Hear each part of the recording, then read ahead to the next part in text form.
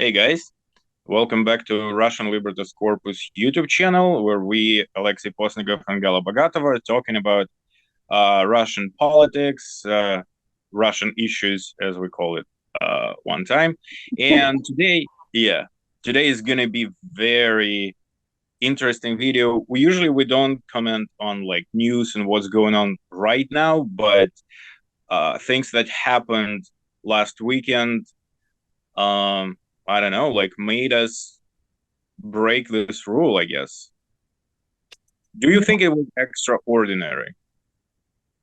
I think this is something that I would expect. Remember, we actually discussed that, and I told you that I would expect some kind of military coup in the upcoming future. And you told me that this is quite a utopian idea, but I said I would expect that.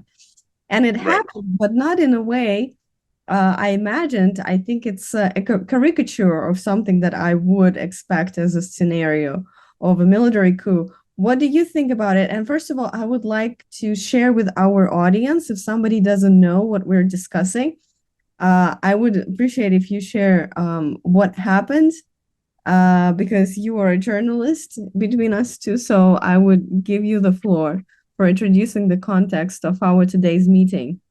Yeah. So, well, probably everybody heard about what happened, and this is Evgeniy Prigozhin, the head of a private military company Wagner, uh, said he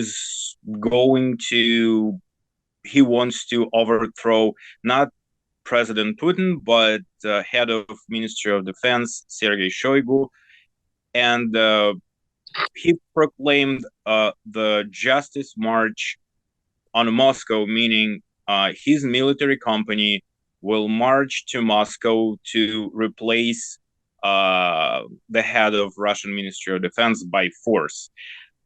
So, in a way, I would not completely agree with definition of coup because it's more like a riot, and he never tried to, like overthrow Putin. I mean, that's technical, but it's kind of significant.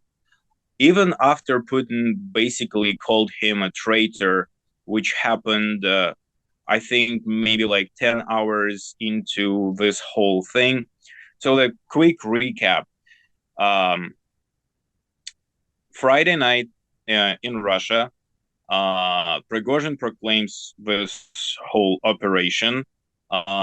He explained that Ministry of Defense is not effective, and they, as he said, um, launched a rocket strike on the Wagner's military camp. So that was the reason for this to start. But then, in a few hours, they completely uncontestedly marched to Rostov on Don, which is the closest uh, big city to Ukrainian border. It's over 1 million people living there, and they took control of the headquarters of uh, the special military operation headquarters, basically in Rostov on Don.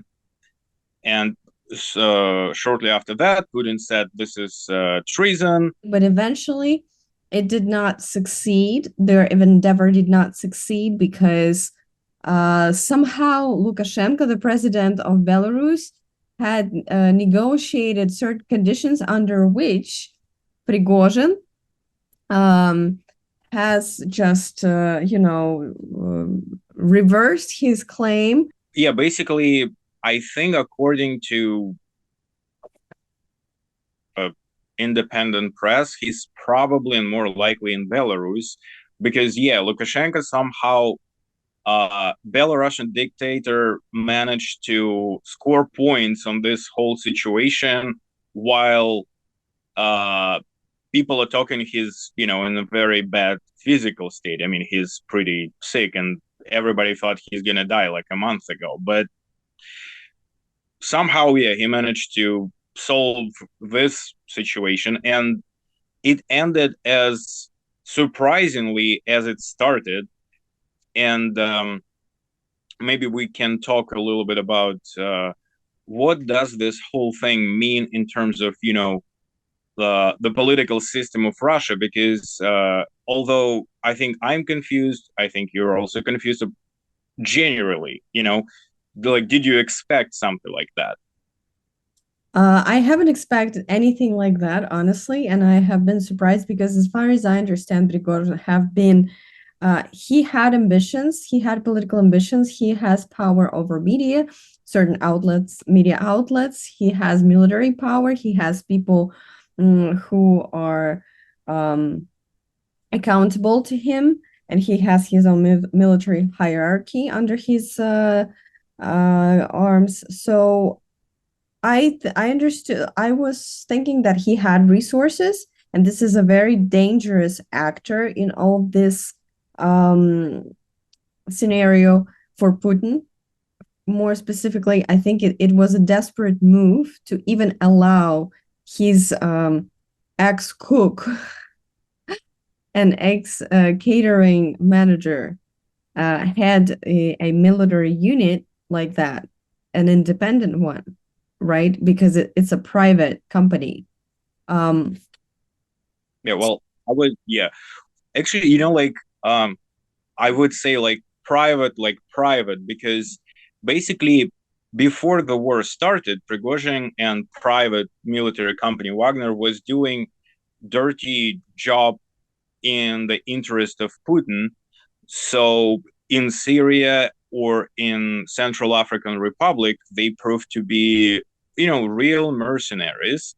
what I think it really does show is, even though it's not effective, maybe first of all you can introduce your point of view, like how you see Prigozhin effectiveness, like what you think about it, and then I will just piggyback on your stance. Yeah. Okay. So what I think is that Prigozhin was kind of an outside player outside of Russian political system, because when we can see the proof of that in the basically his history in this war. So he has resources. He has this military company that he's, chief of operations for that military company. Um, he has a media empire, not the biggest one in Russia, but still considerable media resources.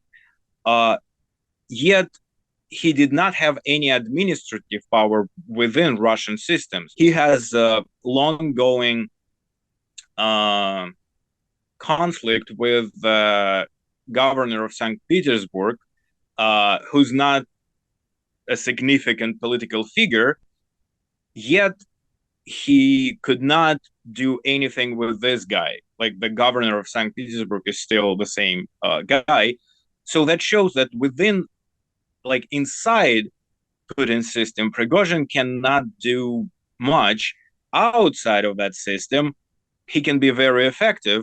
As you said, he's pretty ambitious, and he may be one of the best, I would say, specialists on publicity in Russia, like an official Russian political class, because he knows how to draw attention to him, and all Western media were basically made some sort of a demonic figure out of him, and he was enjoying this. I think that's, I'm assuming he liked that very much. Yet, uh, this again showed that publicly he could seem as a very powerful figure, but each time when he had a conflict, some local conflict with Ministry of Defense, he could not do anything about it. So he didn't gain any administrative power in this last 15 months of the war.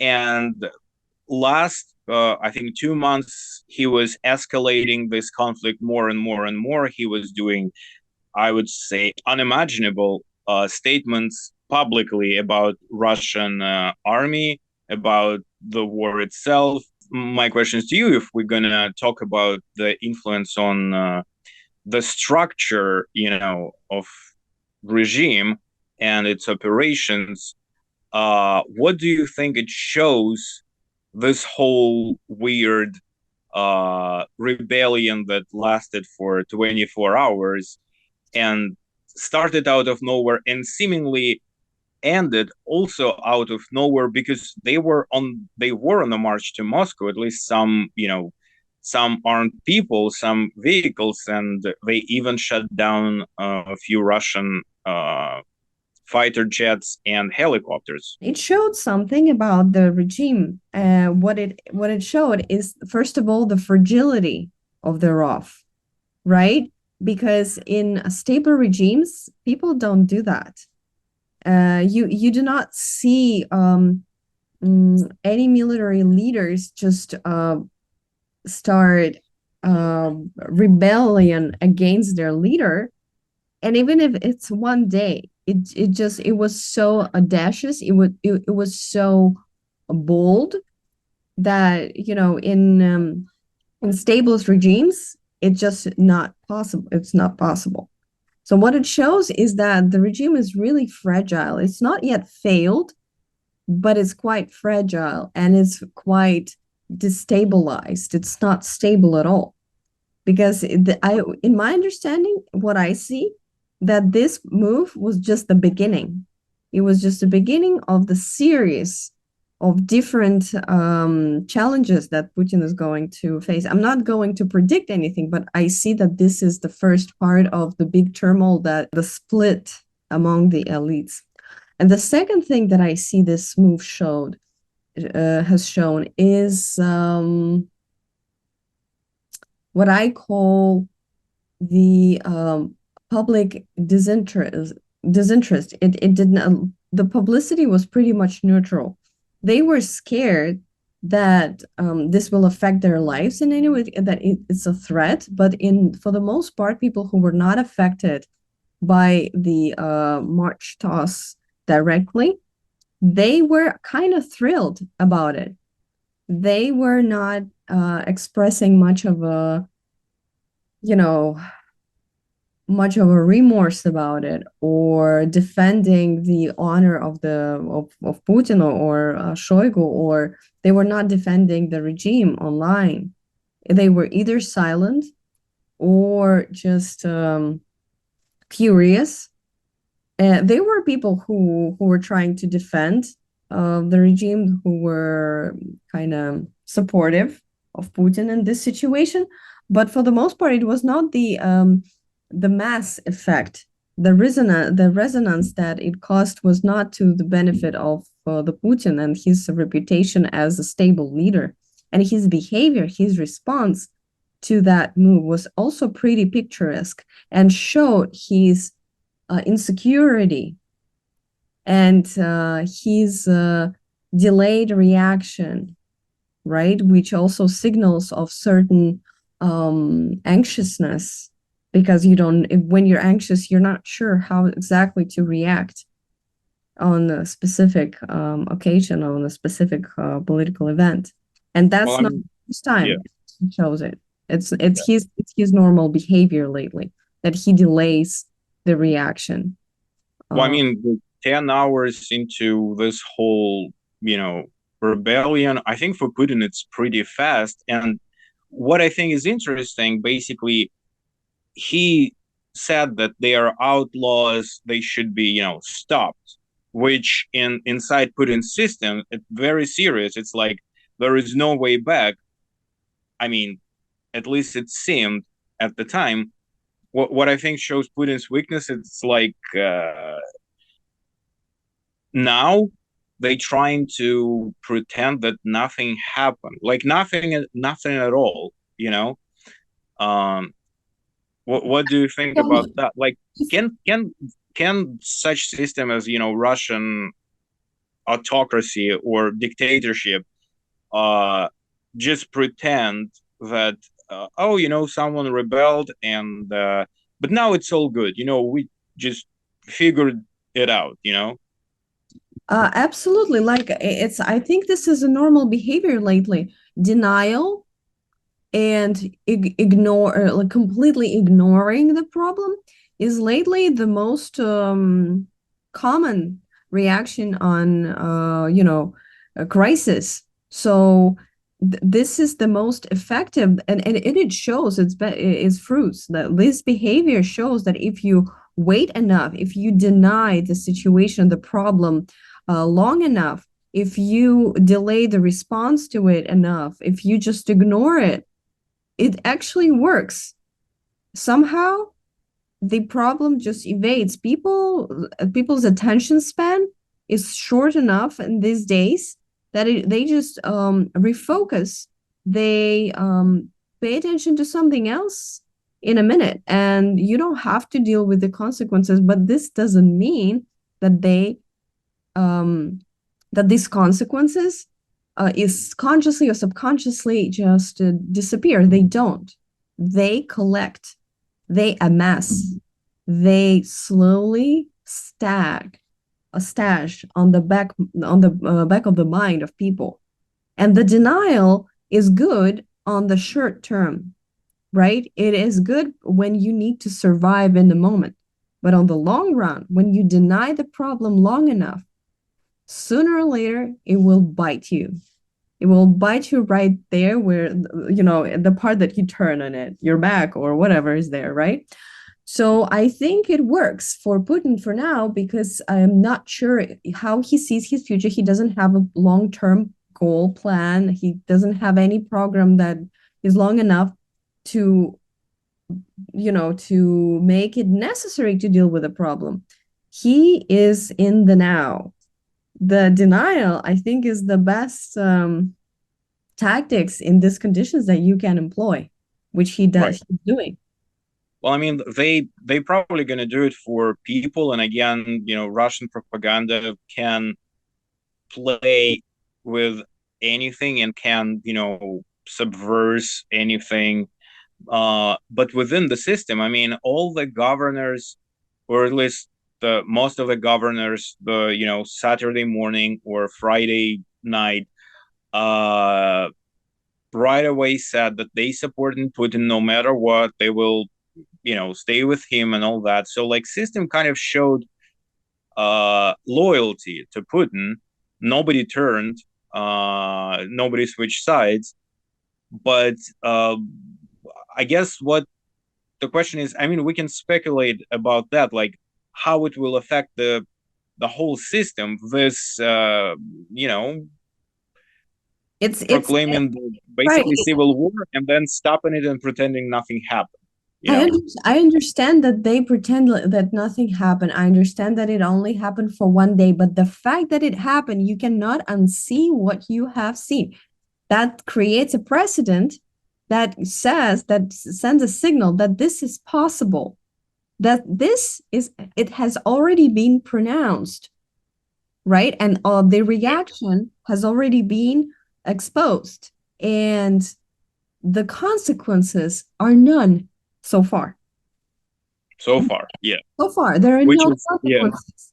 There are no criminal case developed and showcased, right? Well, I mean, they still no. I mean, somebody said that they closing this investigation, but officially it stays open as like when we're recording this video, there were no official statement that case closed. It was just some public statements, but not an official, closing the case. So that's also up in the air. Right, but if Prigozhin is not brutally punished, then this creates a precedent for other elites who also might have this ambition, or who are just waiting for their moment to see that the consequences are none. Yeah, right? And I think maybe we can just leave this question here for now. Yeah, and let's just these events are developing too fast, so I suggest that we develop this. I mean, this is our to be continued, I guess, thing, because we still don't know what will happen with Prigozhin. I would like to call our viewers to please put their questions and comments in the comments if you would like to know better who Prigozhin is, where he comes from, what actually happened, and it's not completely clear from what we have just shared in this video, please feel free to ask in the comments, and we would be happy to elaborate on that part. Yeah, otherwise, I wish y'all a great evening or whatever time of the day you're watching this video. And thank Alex for hosting this and starting this topic today. I think it's pretty a burning kind of agenda. Okay, the last question for you, short answer. Do you think Prigozhin will survive till our next video? Yes or no? It's a bet. I don't know. I don't No, it's a guessing game.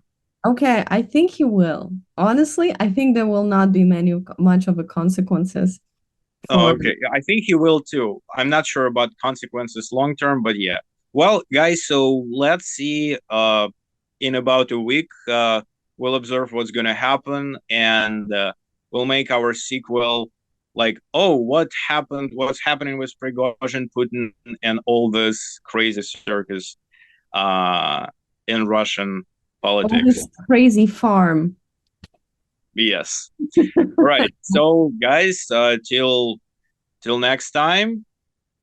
Leave Bye-bye. a comment, like the video, and all that stuff. Yeah. All right. Bye, guys. Bye-bye.